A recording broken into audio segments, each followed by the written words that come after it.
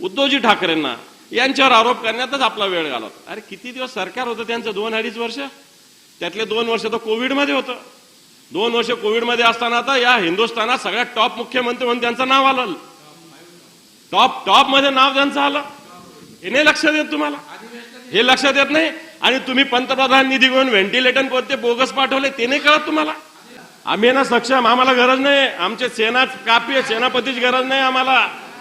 आमच्या सेनापती ज्यावेळेस लागेल त्यावेळेस बोलू। आमची ही सेना आहे ना, हीच काफी आहे तुम्हाला पुरून उरायला। काय गरज नाही त्यांची।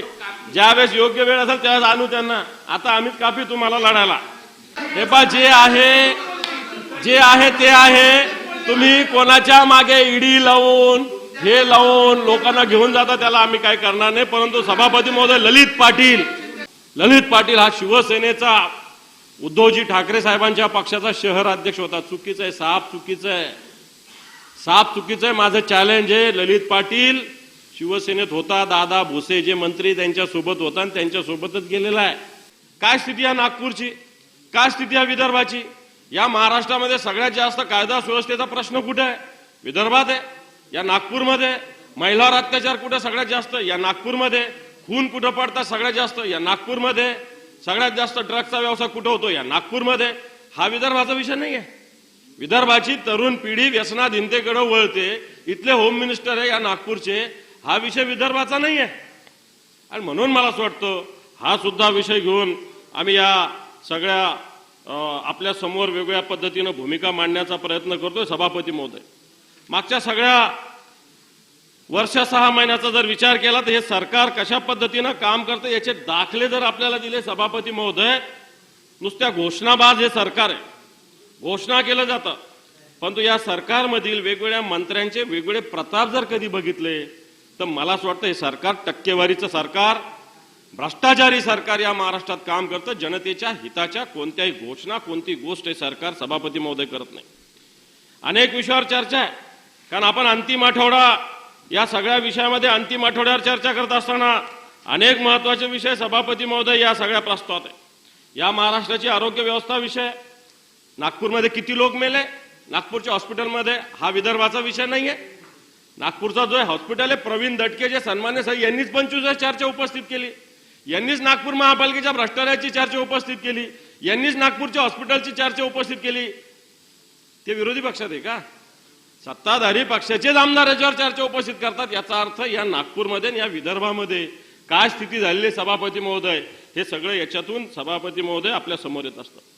या राज्याच्या वेगवेगळ्या व्यवस्था पाहत असताना, या राज्याची जर आरोग्य व्यवस्था पाहत असताना जर मागच्या 6 महिन्याचा, 8 महिन्याचा, वर्षभराचा काळ बघितला तर अतिशय वाईट स्थिती या राज्यातल्या आरोग्य व्यवस्थेची सभापती महोदय। मागच्या काळामध्ये या महाराष्ट्राला लाज वाटेल अशा पद्धतीनं घटना या महाराष्ट्रात आरोग्य व्यवस्थेच्या बाबतीत सभापती महोदय घडलेल्या आहे।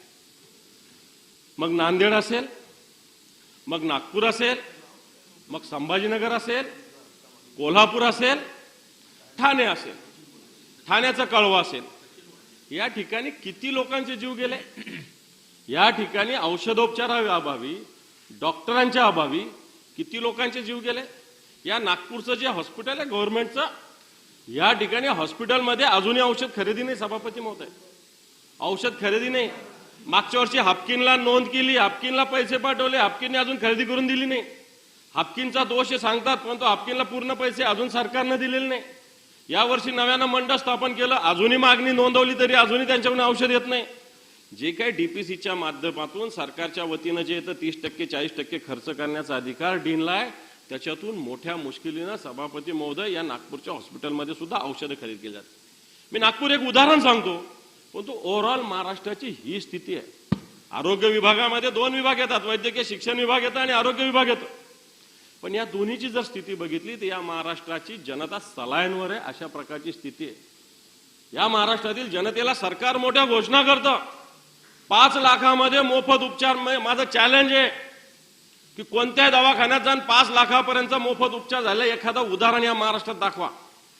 या महाराष्ट्रात एक तरी उदाहरण दाखवा की माझं 5 लाख बिल झालं आणि हॉस्पिटलला घेतलं नाही, सरकारने भरलं, असं या महाराष्ट्रातलं एक तरी उदाहरण आपण दाखवा। घोषणा होतात, कोणत्याही हॉस्पिटलमध्ये जा, खाजगी जा, कोणत्याही हॉस्पिटलमध्ये जा, 5 लाख रुपयापर्यंतचे उपचार सरकारी खर्चानं होणार। कुठं झाले? माझं आव्हान आहे आपल्या माध्यमातून सरकारला की एक हॉस्पिटल दाखवा, एक या महाराष्ट्रातलं की जिथं 5 लाख रुपयापर्यंत एखाद्या रुग्णाने उपचार घेतले आणि ते 5 लाख रुपये त्याच्यावरून घेतले गेले नाही, उलट पैशा अभावी उपचार होत नाही. अशा अनेक हॉस्पिटलची उदाहरणं, त्यांचा दोष नाही, त्या हॉस्पिटलचा दोष नाही त्याच्यामध्ये.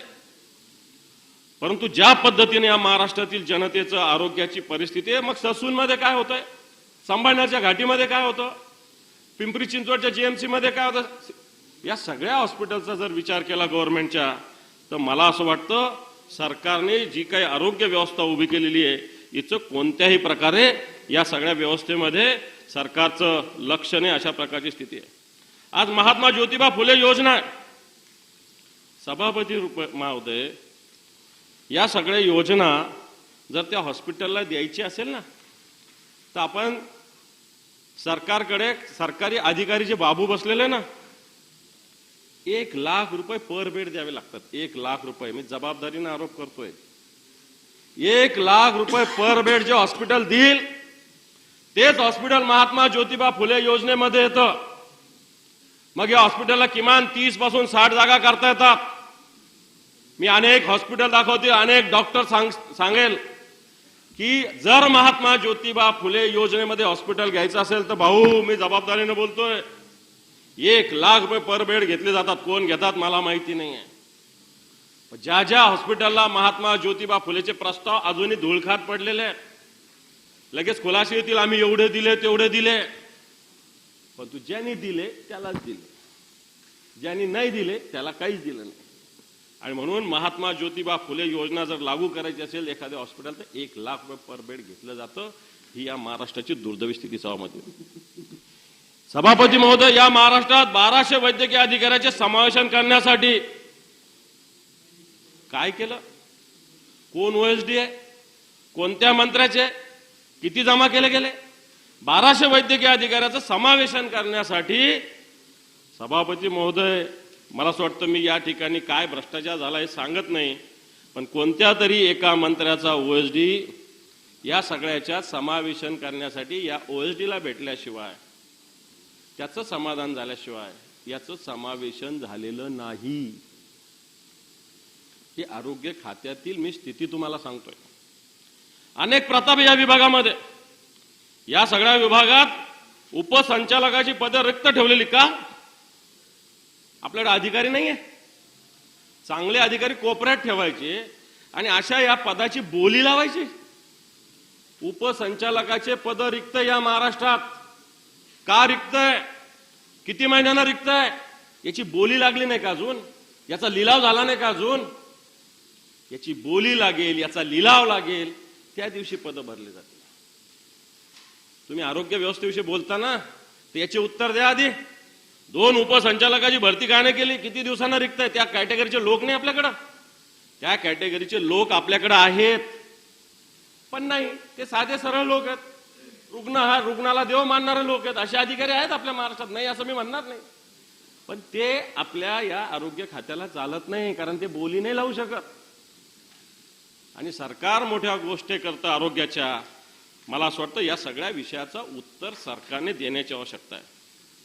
एमपीएससी मार्फत 14 उपसंचालकाची निवड झाली. एमपीएससी मार्फत 14 उपसंचालकाची निवड झाली. आरोग्य विभागाचं बोलतोय मी. परंतु यांनी नवीन मुलं आहेत, लगेच यांना डिमांड पूर्ण करू शकले नाही. मुंबई पुण्यामध्ये साईड पोस्ट. एमपीएससी मार्फत झालेले जे विद्यार्थी आहे, निश्चित यांच्यामध्ये क्वालिटी असते, यांच्यात पात्रता असते, म्हणून एमपीएससी पास होत असतात ते. आणि मग अशा विद्यार्थ्यांना आपण जर साईडला टाकणार असेल, नव्या दमाच्या विद्यार्थ्यांना सुद्धा मोठ्या जबाबदाऱ्या देण्याची आवश्यकता आहे. परंतु हे सरकारच्या त्या खात्याच्या क्रायटेरियात बसत नाही बोलीच्या, म्हणून यांना बाजूला. तुम्ही चेक करा, एमपीएससी झालेले विद्यार्थी, 14 जे विद्यार्थी, यांना कुठं बसवलं? यांचा उपसंचालक दर्जा आहे का नाही? 2 उपसंचालक तर रिक्त आहे किती दिवसानं का? आणि म्हणून या सगळ्या विभागाचा जर आपण बघितला तर मला असं वाटतं, मी तर अनेक विषय सांगू शकेल, अनेक विषय. छत्रपती संभाजीनगर आणि अकोल्याच्या सुद्धा जागा रिक्त आहे. त्याच्यानंतर आणखी एक महत्वाचा मुद्दा आहे सभापती महोदय. सिव्हिल सर्जन हे अतिशय महत्वाची जबाबदारी जिल्हा स्तरावर असते. तुम्हाला माहिती आहे, आपण सगळे कार्यकर्ते आहोत. आपलं रोज सिव्हिल सर्जनची काम पडत असतं सगळ्यांचं. या महाराष्ट्रात 34 पैकी 12 जे सिव्हिल सर्जन आहे हे त्या कॅटेगरीत बसतच नाही. हा, पण त्या खात्याच्या कॅटेगरीत बसले, बोलीच्या. आणि म्हणून अशा 12 कनिष्ठ अधिकाऱ्यांना, त्यांच्यापेक्षा वरिष्ठ उपलब्ध असताना 12 कनिष्ठ अधिकाऱ्यांना सिव्हिल सर्जनपदी नियुक्त्या दिलेल्या आहे सभापती महोदय. 12. खरं तर यांच्यापेक्षा सिनियर लोक सिव्हिल सर्जन होण्यासाठी उपलब्ध असताना 12 कनिष्ठ अधिकाऱ्यांना सिनियरला बाजूला ठेवून 12 लोकांना अशा पद्धतीने नियुक्त्या दिल्या सभापती महोदय. एक उदाहरण देतो. माझं काही व्यक्तिगतपणाविषयी ज्याचं नाव घेणार आहे त्याच्याविषयी माझं काही ऑब्जेक्शन नाही, पण एक उदाहरण आपल्याला सभागृहाला आणि महाराष्ट्राला देण्याची आवश्यकता आहे. सारणीकर आहे, यांचं जिल्हा आरोग्य अधिकाऱ्याच्या यादीत 111वा क्रमांक, 111, 111. त्याचं उपसंचालक अधिकाऱ्याच्या यादीतही नाव नाही सभापती महोदय. खरं तर उपसंचालकानंतर आणखी एक टप्पा आणि नंतर एक टप्पाहून संचालक होतो. हे अधिकारी यांना 2 टप्पे ओलांडून सहसंचालकपदी पदस्थापना दिलेली सभापती. नाव एक उदाहरण, बाकी चौकशा तुम्ही करा. डॉक्टर प्रतापसिंह सारणीकर 111वा नंबरवर असताना यांना कशा पद्धतीनं पदस्थापना दिली, एवढाच एक विषय सांगतो. याच्यासारखे अनेक लोक आहेत, पण मी हा एक विषय आपल्या समोर मांडू इच्छितो सभापती महोदय. वाशिम आणि बुलढाणामध्ये तुम्ही विदर्भाच्या विकासाच्या गोष्टी करता प्रवीण भाऊ, ऐका. वाशिम आणि बुलढाणा जिल्ह्यात सिव्हिल सर्जन या कॅडरचे नसलेले विशेषज्ञ सिव्हिल सर्जन म्हणून पदस्थापना दिली. हा विदर्भाचा विकास तुमचं सरकार करतं. तुमचं सरकार हा विदर्भाचा विकास करतं. वाशिम आणि बुलढाण्याचे सिव्हिल सर्जन कोण आहे विचारा. त्या कॅडरचेच लोक नाहीये. जे कॅडर आवश्यक आहे सिव्हिल सर्जनचं, त्या कॅडरचेच लोक नाही. त्या वाशिम आणि बुलढाण्याच्या सिव्हिल सर्जन पदावर सभापती महोदय या खात्यानं बसवलेले. तुम्ही विदर्भाचा विकास करता, साधं सिव्हिल सर्जन सुद्धा पदावर तुम्ही योग्य अधिकारी देत नाही. अशा प्रकारे सभापती महोदय या सगळ्या विषयामध्ये, सभापती महोदय अनेक विषय सांगताय, मी त्याच्यात माझा वेळ घालवत नाही. परंतु 108 नावाची जी आपली अँब्युलन्स सेवा आहे, हे 10 वर्षाचं टेंडर प्रसिद्ध केलंय. 750 कोटी रुपये 10 वर्षासाठी 9,000 कोटी रुपये दिले जाणार आहे. आता माझा हा प्रश्न आहे की या 108 जी आरोग्य वाहिका आहे, याच्या 937 रुग्णवाहिका आपल्याकडे आहे, या मोफत उपलब्ध असतात. आत्ताच्या स्थितीला याची काय स्थिती आहे? आत्ताच्या स्थितीत याची काय स्थिती आहे? आज या सगळ्या रुग्णवाहिका ज्या आहेत याची स्थिती जर बघितली तर याच्यामध्ये सुद्धा नव्यानं टेंडर व्हावं, नव्यानं सगळ्या गोष्टी व्हाव्या, याच्यासाठी आरोग्य विभाग हा वाट बघतोय सभापती महोदय. या ठेकेदाराला वेगळ्या पद्धतीनं या खात्याचे अधिकारी, मी कोणावर व्यक्तिगत आरोप करत नाही, परंतु एक वेगळ्या पद्धतीनं ही रुग्ण सेवा सुद्धा बंद पडेल अशा प्रकारची स्थिती आगामी काळात होऊ शकते. आणि म्हणून मी मुख्यमंत्र्यांना आणि उपमुख्यमंत्र्यांना या विषयात लक्ष द्यावं अशी विनंती करतो. मी त्यांच्याविषयी नाही बोलत, पण या खात्याच्या अधिकाऱ्याच्या कारभाराविषयी मी हे सगळं बोलतो. आज ह्या सगळ्या याच्यात आपण सगळ्या गोष्टी करता महाराष्ट्र फार पुढारलेला आहे. आज ससूनमध्ये काय प्रिस्क्रिप्शन देत नाही लिहून डॉक्टर. ज्या वेळेस रुग्ण मरणपंथाला येतो, मरणाच्या दाढ्यात उभा राहतो, त्यावेळेस डॉक्टर औषध देतात, आपण डॉक्टरवर कारवाई करतो. डॉक्टरांची काय चूक आहे? ज्या हॉस्पिटलमध्ये, या जे शासकीय वैद्यकीय हॉस्पिटल आहे, या ठिकाणी ज्यावेळेस औषधी नसतात त्यावेळेस डॉक्टर प्रिस्क्रिप्शन लिहून देतात.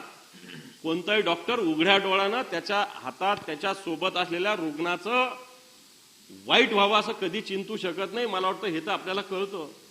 आणि मग ज्या वेळेस डॉक्टर प्रिस्क्रिप्शन लिहून देतात, आपण कारवाई डॉक्टरवर करतो, परंतु खरेदी औषध न करणाऱ्या लोकांवर कोणती कारवाई सभापती महोदय आपण करत नाही.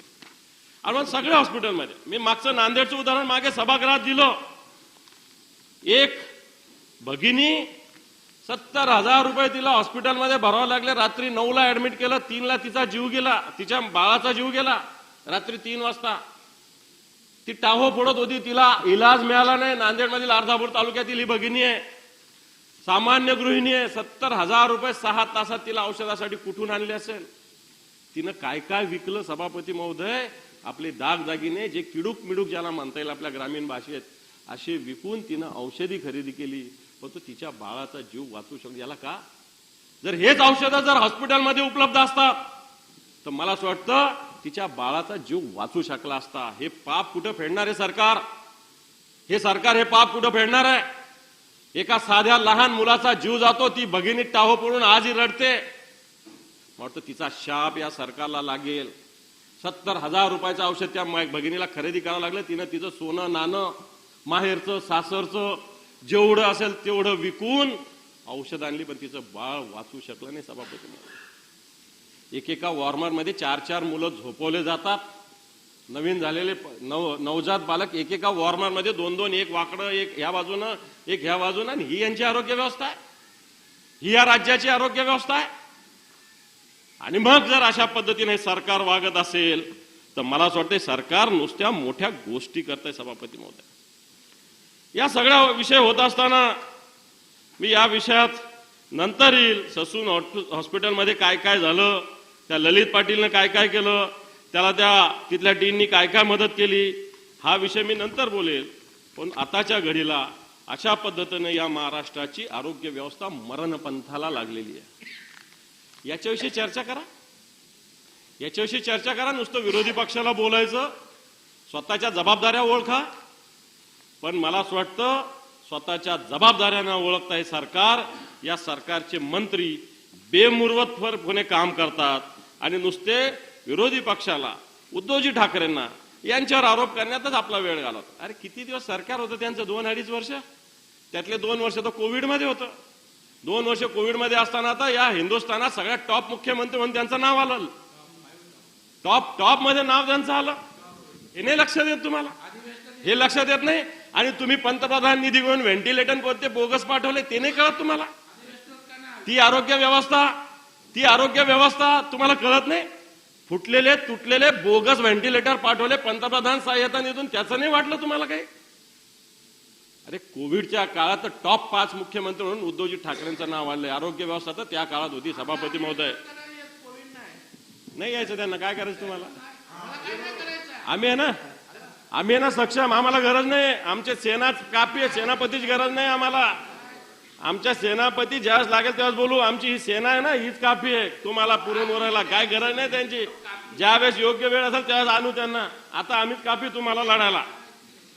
आणि म्हणून मला असं वाटतं अशा पद्धतीनं जर आरोग्य व्यवस्था असतील तर या आरोग्य व्यवस्थेचे आणखी बदल्यात काय काय झालं हे जर तुम्हाला सांगितलं तर मला असं वाटतं निश्चित आपले डोळे पांढरे होतील. अशा प्रकारची सभापती स्थिती आहे.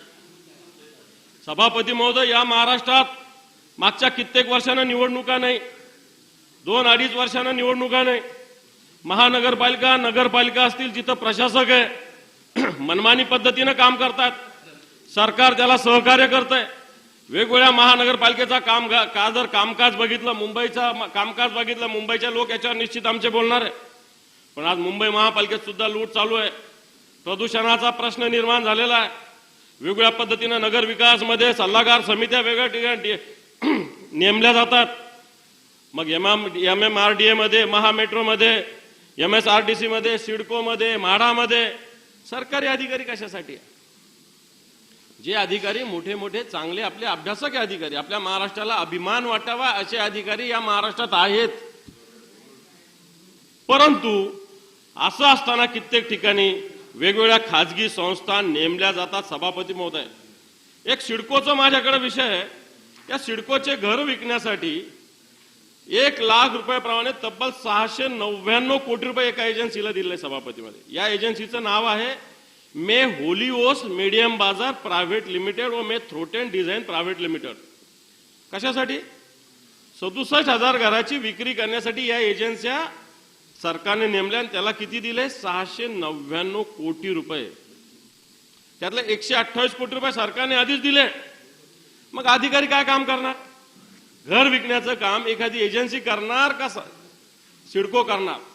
परंतु या ठिकाणी सभापती महोदय 699 कोटी रुपयाचं टेंडर दिलं. MMRDA मध्ये 14,000 कोटी रुपयाचे 7 मोठ्या विकास प्रकल्पाचे पुनर्विलोकन करण्यासाठी ठरविले.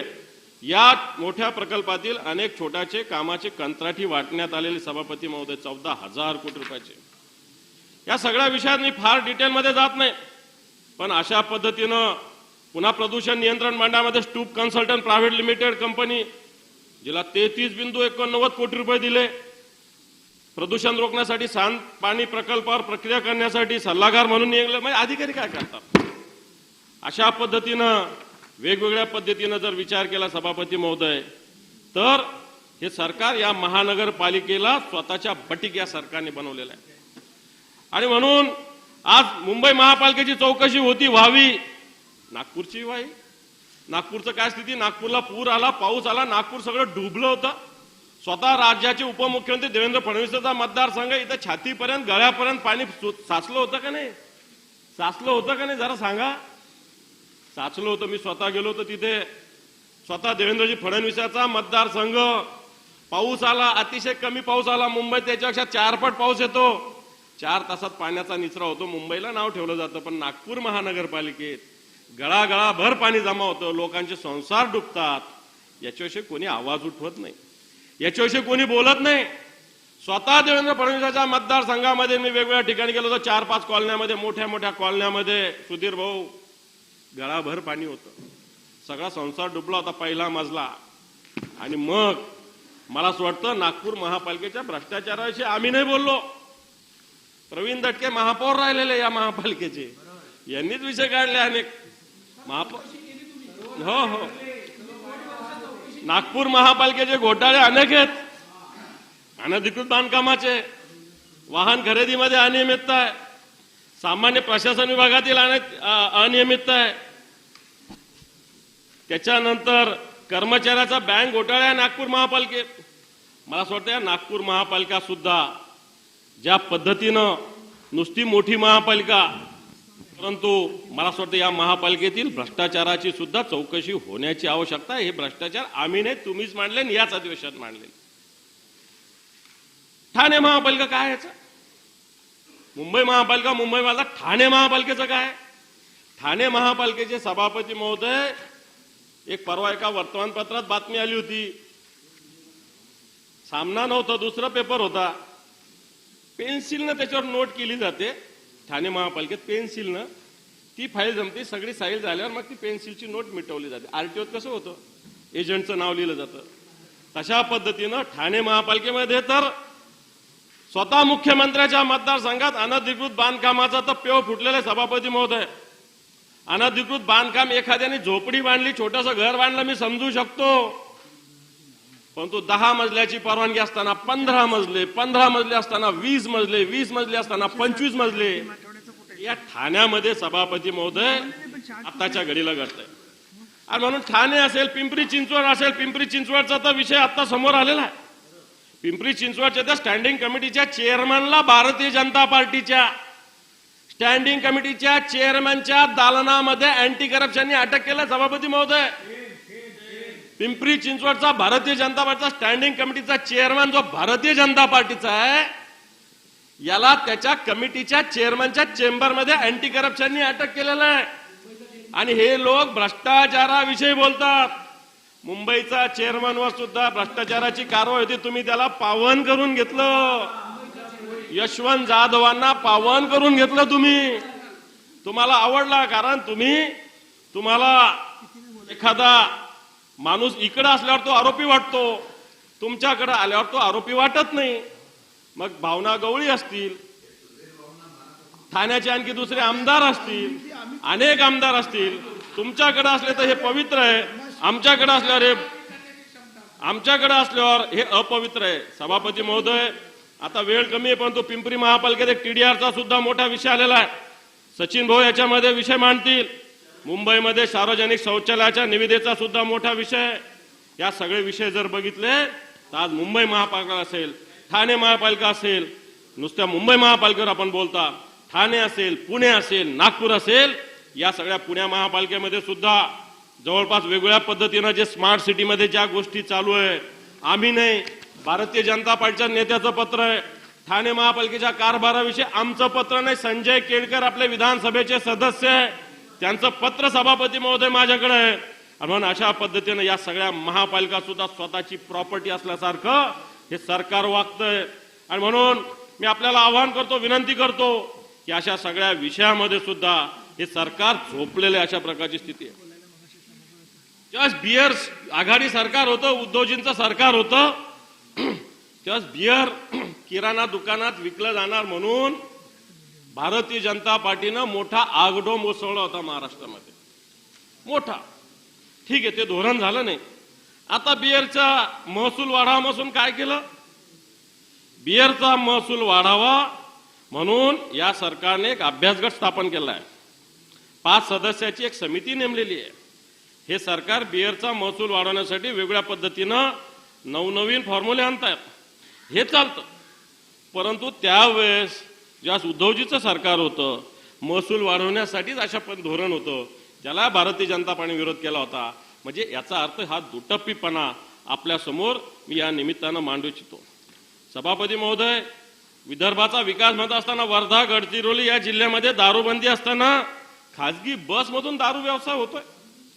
खासगी बसमधून चंद्रपूरला होऊ दिलं नाही सुधीर भाऊने अजून, पण गडचिरोली आणि वर्धा या ठिकाणी ज्या पद्धतीनं खासगी बसमधून दारूचा व्यवसाय होतो, वाटतं याच्याकडे सुद्धा हे सरकार लक्ष देतं का?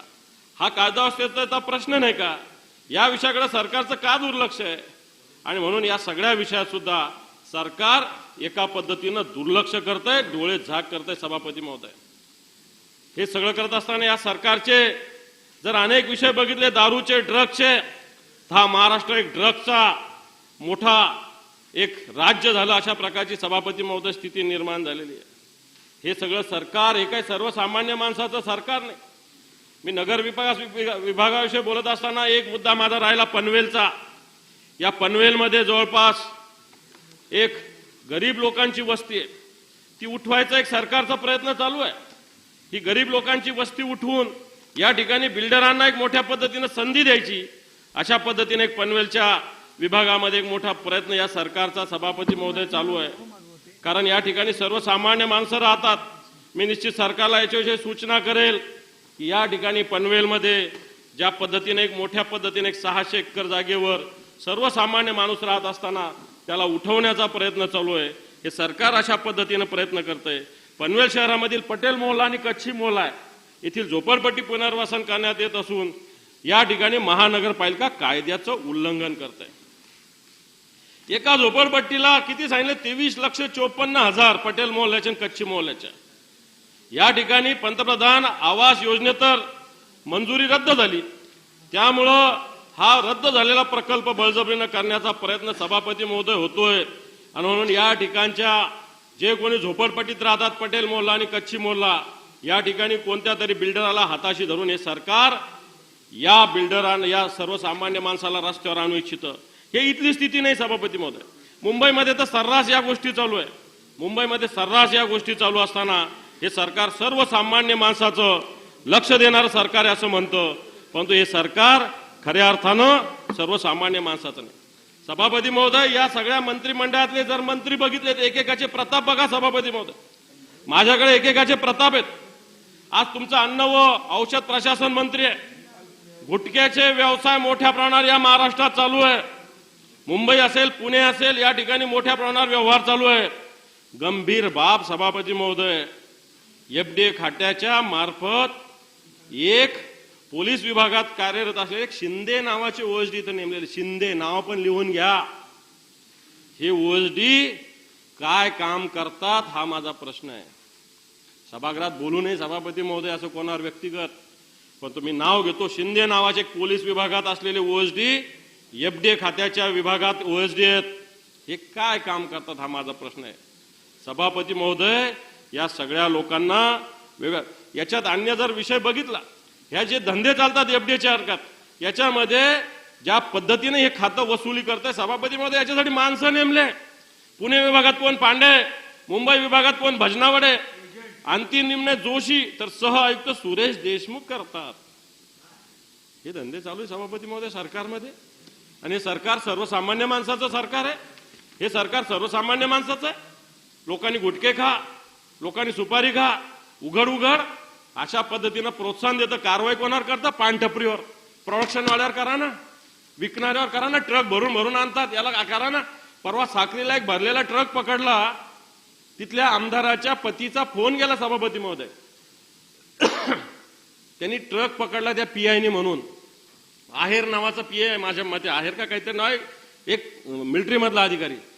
त्याला कंट्रोल रूमला अटॅच केलं गेलं, त्याला कंट्रोल रूमला अटॅच केलं गेलं की त्याने गुटख्याची गाडी पकडली म्हणून. आणि ती सोडा म्हणून कोणाचा दबाव आहे? तिथल्या स्थानिक आमदारांच्या पतीचा. त्यांनी सांगितलं की मी कोणाच्या जवळचा आहे? मी मुख्यमंत्र्याच्या जवळचा आहे, मी गृहमंत्र्याच्या जवळचा आहे. आणि एसपी साहेबांनी, चांगले एसपी साहेब, त्यांना नाईलाज असतो, त्या पीआयला अटॅच करावं लागलं सभापती महोदय. हे सगळं होत असताना मी क्रीडा विभागाविषयी बोललो. खात्यात आता नुसता भ्रष्टाचार, ग्रहण वगैरे वगैरे नाही सभापती महोदय, आता क्रीडा विभाग. या क्रीडा विभागामध्ये मी वारंवार मागतो की सुहास पाटील नावाचा डेप्टी डायरेक्टर आहे. सर्व क्रीडा संघटनांना त्रास देतो. सर्व, कोणता का क्रीडा प्रकार असत नाही, हॉकी असेल, क्रिकेट असेल, कराटे असेल, कबड्डी असेल, कुस्ती असेल, सगळ्यांना हा सुहास पाटील नावाचा डेप्टी डायरेक्टर त्रास देतो. याला संरक्षण कोण देतो? त्या खात्याचे आयुक्त. मंत्र्याला सुद्धा कारभारने मी एक बैठक लावली मंत्र्यासमोर, तर ते अधिकारी काय म्हणतात? सरकारने निर्णय घेतला. सरकार कोण आहे? त्या खात्याचा मंत्री सरकार आहे, त्या खात्याचा मंत्री प्रमुख आहे. आणि ते अधिकारी त्या मंत्र्याला सांगतात की सरकार निर्णय घेतला. माझा प्रश्न, हे अधिकारी सुहास पाटील सारखे मस्ती जर येत असेल ना, यांची या सरकारने जिरवायची हिंमत आहे का? हे सरकार 5% प्रमाणपत्र पडताळणी घोटाळ्यामध्ये या अधिकाऱ्याचं नाव आहे. जे खेळाडू असतात ना, त्या सगळ्यांना 5% रिझर्वेशन असतं, त्या सर्टिफिकेट देण्याचं घोटाळ्यामध्ये या अधिकाऱ्याचं नाव आहे. 20 दिवसात पडताळणी करावी असा नियम आहे. 200 दिवस हा अधिकारी करत नाही. सभापती महोदय, काल कोणीतरी, मी नाही, सत्ताधारी पक्षाच्याच आमदारांनी मुद्दा मांडला क्रीडा विभागावर बोलत असताना की 300 कोटी रुपयाच्या क्रीडा साहित्य सभापती महोदय 2च एजन्सीकडून खरेदी करायचं. आधी होतं, हा मला वाटतं धस साहेबांनी सांगितलं की त्या गावामध्ये व्यायामशाळा असेल, छोटं सामान असेल, तिथले लोक खरेदी करायचे, तिथले खेळाडू स्वतःचं शॉप असायचं. पण आता या महाराष्ट्रात 2 एजन्सी नेमल्या आणि त्यांच्याकडूनच सामान घ्यायचं, अशा पद्धतीनं कंपल्शन केलेलं आहे. आणि म्हणून मला असं वाटतं असा एक भ्रष्ट अधिकारी क्रीडा विभागात सुद्धा घुसलेला आहे. याची सुद्धा मला वाटतं चौकशी होण्याची आवश्यकता आहे. कशा पद्धतीनं एकत्रच एकाच ठिकाणी हे सामान खरेदी केलं जातं, कशा पद्धतीनं या सगळ्या आरसी केली जाते, हा आरसी सुद्धा मला असं वाटतं रद्द करण्याची आवश्यकता आहे. कोणाची मोनोपोली होऊ शकत नाही या महाराष्ट्रात. आणि अशा पद्धतीनं मोनोपोली करत असतील तर या खात्यावर, आणि हा मोनोपोली करतो म्हणून कोणाकोणाचे पत्र आहे सभापती महोदय बघा, माझं सोडा. केंद्रीय अर्थ राज्यमंत्री डॉक्टर भागवत कराड, आमचे इथले आमदार प्रदीप जयस्वाल, संजय शिरसाट, राजेंद्र राऊत बार्शी, मोहनराव हंबर्डे नांदेड, रवी राणा अमरावती, या सगळ्या आमदारांचे त्या अधिकाऱ्यावर पत्र आहे. म्हणजे मी आरोप करतो असं नाही, या सगळ्या लोकांचे सुद्धा या अधिकाऱ्याच्या कामकाजाविषयी सभापती महोदय या ठिकाणी पत्र आहे. छत्रपती पुरस्कार एका माणसाला डिक्लेअर, एका खेळाडूला डिक्लेअर केला आणि ते थांबवलं. कुठे थांबवायचं कोर्टाने सांगितलं नाही. मला वाटतं आपणही त्या कार्यक्रमाला होता पुण्याला, त्या छत्रपती पुरस्काराला. परंतु अशा पद्धतीनं या खात्यातील मंत्री काम करतात. आमच्या इथले एक अब्दुल सत्तार मंत्री, मेडिकल कॉलेज अजून सुरूच झालं नाही. मेडिकल कॉलेजला हॉस्पिटल लागतं, परंतु यांनी इथं हॉस्पिटल 2018 पासून चालू असल्याचं कागदपत्र दिलं सभापती. अजून तिथं काहीही नाही, बेसमेंट सुद्धा झालेलं नाही. पण 2018 पासून मल्टी स्पेशालिटी हॉस्पिटल सुरू असल्याचे कागदपत्र दाखवलेले आहे. काय आमच्याकडे सिल्लोडला, संभाजीनगरला लोकांना माहिती आहे, पण या मुंबईच्या, महाराष्ट्राच्या लोकांना माहितीच होत नाही या गोष्टी. आणि म्हणून 2018 पासून जर तुम्हाला मेडिकल कॉलेज लागतं तर तिथं हॉस्पिटल असलं पाहिजे. हे 2018 पासून सुरू असल्याचं कागदोपत्री दाखवलेलं सभापती महोदय. हा आरोप सभागृहात सुद्धा कैलास गोरंट्याल नावाच्या सदस्यांनी केलेला आहे. याच ठिकाणी ज्या पद्धतीनं अब्दुल सत्तार यांनी सांगितलेलं आहे, हे जे मेडिकल कॉलेज आहे या ठिकाणी 60 बेडचं आयुर्वेदिक हॉस्पिटलची परवानगी घेतली. म्हणजे जिथं हे मेडिकल घेत आहे तिथंच आयुर्वेद सुद्धा, 300 बेडच्या याची सुद्धा परमिशन त्यांनी मागितलेले. मला असं वाटतं अशा पद्धतीनं जर मंत्री करत असेल, आणि ज्यांनी हा आरोप बाहेर काढला, सत्यता सुधीर भाऊ, तो भारतीय जनता पार्टीचा कार्यकर्ता आहे. महेश शंकरपल्ली नाव आहे त्याचं. तो भारतीय जनता पार्टीचा, त्याचे वडील नगरसेवक होते, नगराध्यक्ष होते, अतिशय सिनियर माणूस होता संघ परिवारातला. त्यांचा हा मुलगा आहे. त्याच्यावर 2 वेळेस हल्ले केलेले, हल्ले पोलीस तक्रार सुद्धा घेत नाही तुमच्या राज्यात. भारतीय जनता पार्टीच्या कार्यकर्त्यावर हल्ले होतात, 70चा भ्रष्टाचार बाहेर काढला म्हणून. पण या भारतीय जनता पार्टीची तक्रार, कार्यकर्त्याची तक्रार सुद्धा पोलीस स्टेशनमध्ये घेतली जात नाही सभापती महोदय.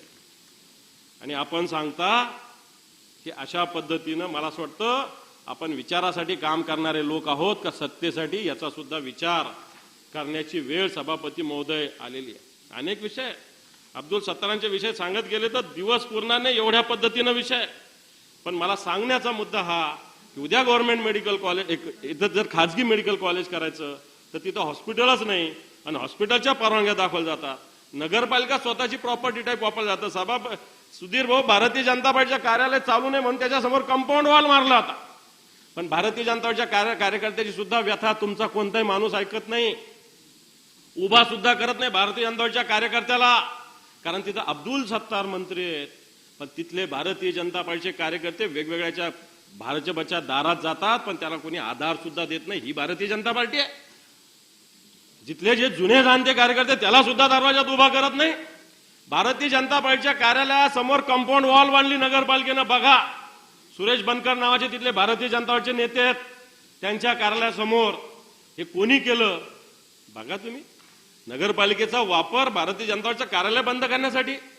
मेडिकल कॉलेजमध्ये जर एखादा भारतीय जनताचा कार्यकर्ता तक्रार करतो त्याच्यावर हल्ले, ही या महाराष्ट्रातली स्थिती आहे.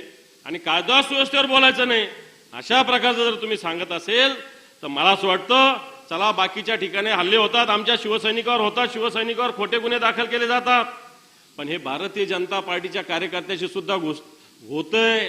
हे प्रवीण भाऊ बसलेले यांच्या भागाला सुद्धा कार्यकर्त्याला मारलं. एका विधानसभेच्या सदस्यांच्या भागाला काय कारवाई झाली? प्रवीण भाऊ, तुम्ही पण आवाज उठवला होता, मी पण आवाज उठवला होता. काय कारवाई झाली? त्याच आमदाराच्या मुलांनी एका उद्योगपतीला कार्यालयात येऊन दमबाजी केली, किडनॅप केलं. काय कारवाई केली? भाजपच्याच कार्यकर्त्यांना. चला ठीक आहे, आमच्या कार्यकर्त्याला आम्ही समर्थन आहे, आम्ही नाही घाबरत कोणाला, किती खोटे येऊ द्या, काय येऊ द्या. पण भाजपच्याच कार्यकर्त्याला जर अशा पद्धतीनं होतं आणि तुम्ही हे राज्य तुमचं आहे, ही सत्ता तुमची आहे, तर मला असं वाटतं निश्चित ही सत्ता आपल्याला लखलाभ हो. सभापती महोदय, यात सत्तारांचा टीईटी घोटाळा, यांचे जावई मुलगी सगळे त्याच्यात आहे. कोण? तुम्ही पाठवले होते?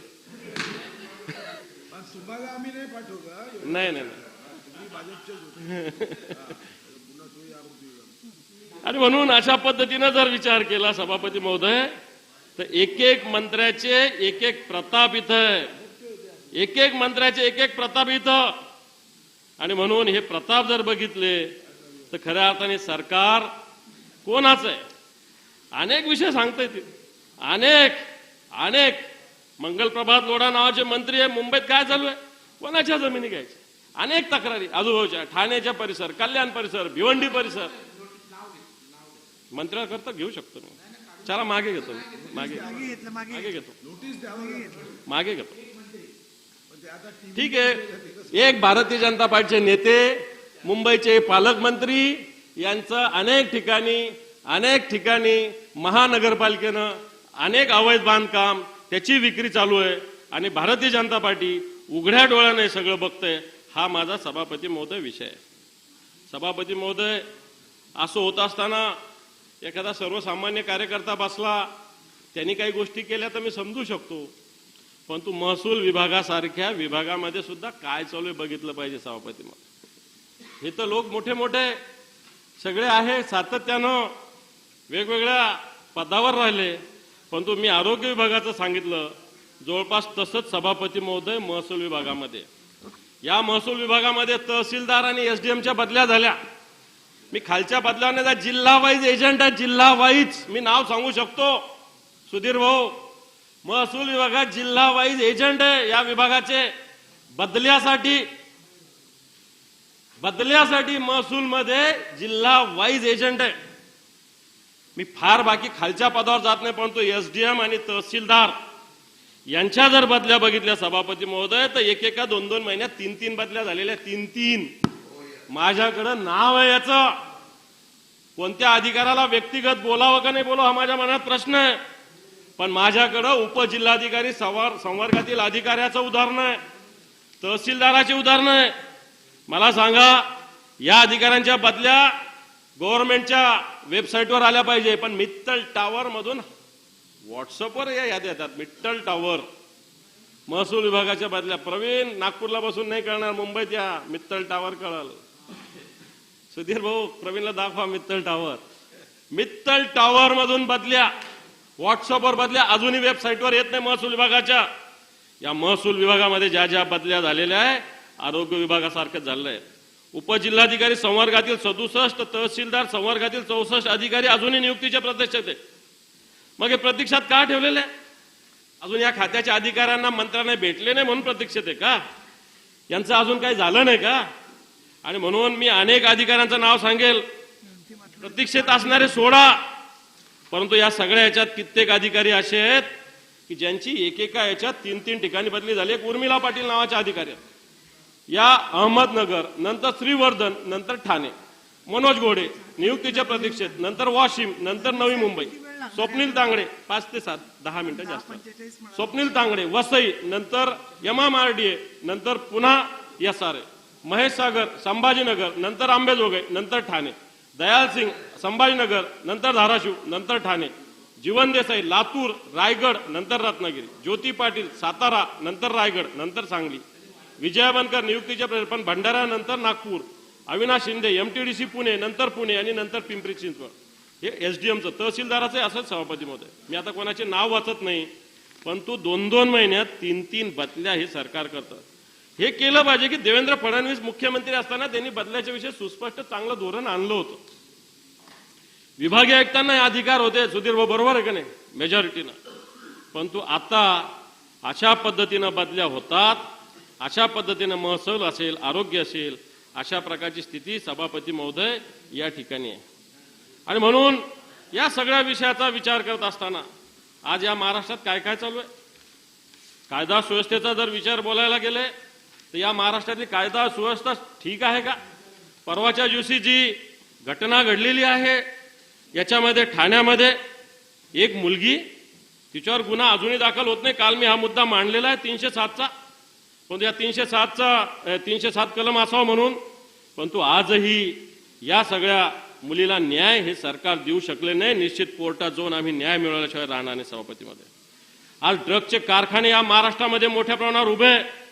आज या महाराष्ट्रामध्ये ड्रग खुलेआम विकतंय. संभाजीनगर सारख्या ठिकाणी, पुण्यासारख्या ठिकाणी, नाशिक सारख्या ठिकाणी, खोपोली या ठिकाणी बाहेरचे अधिकारी येऊन कारवाई करतात. आज या ड्रगचे अड्डे होत असताना ललित पाटील सारखा एक व्यक्ती ज्या पद्धतीनं काम करतो, खालच्या सभागृहात आरोप झाला. ललित पाटील हा शिवसेनेचा, उद्धवजी ठाकरे साहेबांच्या पक्षाचा शहर अध्यक्ष होता. चुकीचं आहे, साफ चुकीचं आहे, साफ चुकीचं आहे. माझं चॅलेंज आहे, ललित पाटील शिवसेनेत होता, दादा भुसे जे मंत्री त्यांच्या सोबत होता आणि त्यांच्या सोबतच गेलेला आहे, आमच्या सोबत नव्हता. हा ठीक आहे ना, मग त्यांचा कार्यकर्ता होता तो. काही लोक व्यक्तिगत मानणारे असते, काही संघटनेला मानणारे असते. तुम्ही आम्ही संघटनेला मानणारे आहोत, व्यक्तीला मानणारे नाहीये. तसा तो व्यक्तीला मानणारा होता, संघटनेला मानणार नव्हता, तो पुन्हा गेला. पण तो शिवसेनेचा शहर प्रमुख कधी नव्हता. बाळासाहेबांना मग मान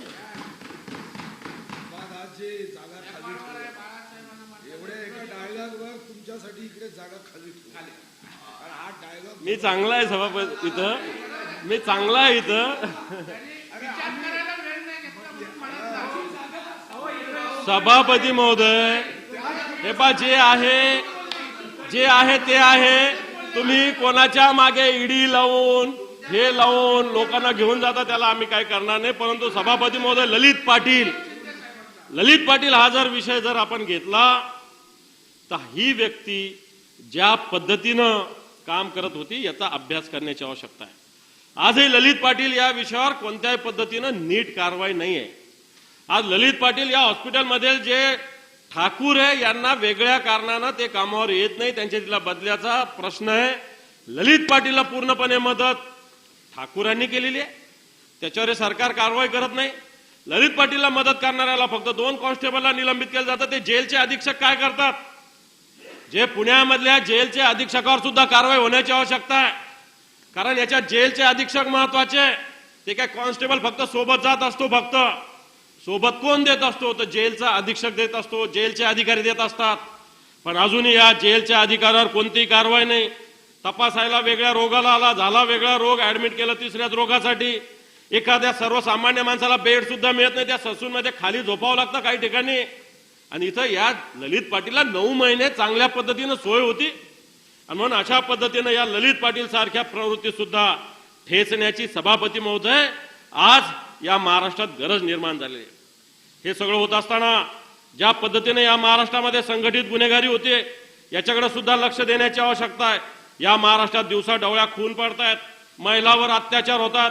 दंगलीमध्ये या महाराष्ट्राचं नाव सगळ्यात देशात सगळ्यात मोठं म्हणून आलेलं आहे. सगळ्यात जास्त दंगली या महाराष्ट्रात घडलेल्या आहे. मला वाटतं हे काही आपल्याला फार काही भूषणावं नाही सभापती महोदय. खऱ्या अर्थानं अशा पद्धतीने या सगळ्या गोष्टी होत असताना हा महाराष्ट्र खऱ्या अर्थानं सर्वसामान्याचा आहे, फुलेशाह आंबेडकरांचा असताना हा महाराष्ट्र दंगलीचा, हा महाराष्ट्र कायदा खून दरोडेखोरांचा, हा महाराष्ट्र ड्रग्ज पेडलरांचा, हा महाराष्ट्र ड्रग्ज पेडलरला साथ देणाऱ्याचा, हा महाराष्ट्र टक्केवारी घेणाऱ्याचा, हा महाराष्ट्र खऱ्या अर्थानं आरोग्य व्यवस्थेला मरणपंथाला लावणाऱ्याचा अशा पद्धतीने या सरकारच्या काळात निर्माण झालेला आहे. या सरकारनं अशा पद्धतीनं आरोग्य व्यवस्थेची धूळधाण उडवलेली आहे. या सरकारनं ड्रग्ज पेडलरला पाठिंबा दिला काय अशा प्रकारची स्थिती आहे. हे सरकार मराठा आरक्षणाच्या बाबतीत संवेदनशील नाही. हे सरकार कायदा आणि सुव्यवस्था राखण्यात अपयशी ठरलेलं आहे. या सरकारच्या काळामध्ये नागपूर सारख्या, ठाण्यासारख्या ठिकाणी, मुंबई सारख्या ठिकाणी ज्या पद्धतीनं खून पडतंय, दरोडे पडतंय सभापती महोदय, मला वाटतं हे खून आणि दरोडे या महाराष्ट्राला भूषणावं नाही. आपण समृद्धीचा विचार करतो, या समृद्धीमध्ये किती ऍक्सिडेंट झाले, किती लोक गेले. या समृद्धीमध्ये ज्या पद्धतीनं फूड मॉल द्यायचे त्याचं कॉन्ट्रॅक्ट का निघत नाही? कोणाला द्यायचं म्हणून चर्चा चालू आहे का? त्याचं काही टेंडर काढायचं आहे का? आपल्या जवळचं असलं पाहिजे, आपली पार्टनरशिप असली पाहिजे म्हणून थांबलं का? तुम्ही आता समृद्धी मार्गाचा प्रवीण भाऊ उल्लेख केला, चांगला झाला, पण जाऊन बघा ऍक्सिडेंट किती होत आहेत. त्याला कारण तिथं ठिकठिकाणी अजूनही स्टॉपची आवश्यकता आहे. पण तो टेंडर कोणी घ्यायचं, पार्टनरशिप कोणी घ्यायचं, याच्यामध्ये आजही समृद्धीचा विषय सभापती महोदय बाकी आहे. आणि म्हणून हे सरकार खऱ्या अर्थानं काम करत असताना आज महावितरणमध्ये भ्रष्टाचाराचा मोठा एक हैदोस झालेला आहे. एक माझ्याकडे विषय आला, मी याच्यामध्ये मांडलेला आहे की ज्या पद्धतीनं एक मीटर खरेदी करण्याचं 22,000 कोटी रुपयाचं टेंडर आहे सुधीर भाऊ, 22,000 कोटीचं टेंडर असताना त्याच्यावर पुन्हा एकदा 230 कोटी रुपये या सरकारने खर्च करतं या वितरण कंपनी. याच्यामध्ये उल्लेख केला मी या सगळ्या याच्यामध्ये की 22,000 रुपयाचं टेंडर निघालेलं आहे. आणि 22,000 रुपयाचं टेंडर निघालेलं असताना या ठिकाणी आजही 230 कोटी रुपये आधी या मीटर दुरुस्तीमध्ये खर्च केलं जातात. हे का होतंय? हे सरकार का करतंय? याच्याकडे दुर्लक्ष का करतंय? हे कोणाच्या हितासाठी करतंय? आणि म्हणजे सरकार भ्रष्टाचारांना पाठिंबा देतंय. कर्नाटकमध्ये तर 40%, इथं तर 50% घेतल्याशिवाय होत नाही सभापती महोदय. आमदारांना, मंत्र्यांना सुद्धा मागितले जातात. काही विभाग आहे, मुख्यमंत्र्यांनी दिलेल्या ऑर्डर काही मंत्र्यांनी रद्द केल्या कारण टक्केवारी पाहिजे. हे सुद्धा घडलेलं आहे. मी सभागृहात काल बोललेलं आहे सभापती महोदय. आणि म्हणून अशा पद्धतीनं हे होत असताना आज खऱ्या अर्थानं हे सरकार या महाराष्ट्राच्या जनतेच्या मुळावर उठलेलं आहे. या महाराष्ट्रातल्या शेतकऱ्याच्या जीवावर उठलेलं आहे. शेतकऱ्यासाठी कोणती मदत या सरकारने जाहीर केली? फक्त इन्शुरन्स कसं देणार सांगितलं, पण शेतकऱ्यासाठी एक छदाम या सरकारने जाहीर केलं नाही. या विदर्भातील लोकांसाठी संत्र्यासाठी कोणतंही पॅकेज या सरकारने जाहीर केलं नाही. विदर्भाचे सिंचनाचे प्रकल्प याच्याविषयी स्वतंत्रपणे बोललं जाईल. परंतु खऱ्या अर्थानं हा महाराष्ट्र आताच्या घडीला अतिशय भ्रष्टाचाराच्या गर्तेत विकासापासून दूर नेण्याचा प्रयत्न हे आजचं सरकार करतंय. आणि म्हणून या सरकारच्या विरोधात आम्ही हा प्रस्ताव ठेवलाय.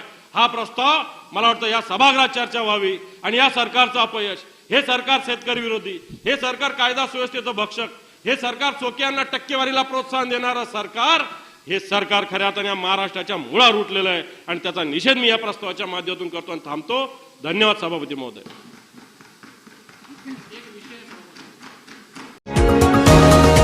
तुम्ही पाहत आहात विस्टा न्यूज मराठी.